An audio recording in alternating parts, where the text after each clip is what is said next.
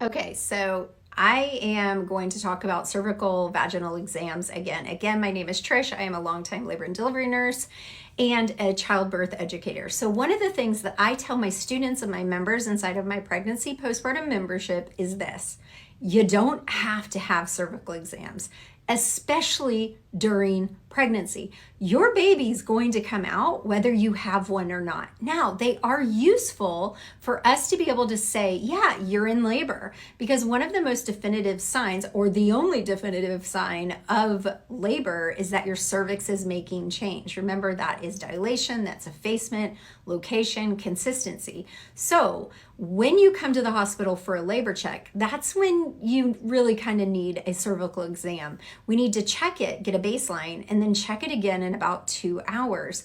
If you've made cervical change, you're in labor, making cervical change, then we're going to admit you because you're in labor. If we check you and then 2 hours later nothing's changed, we're probably going to send you home.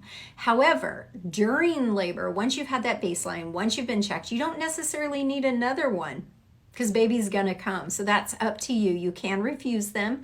However, if you're being induced, you will have to have them, because we have to make our decisions on what medications you need, and we have to titrate Pitocin if you're on Pitocin. So then you would have to have them.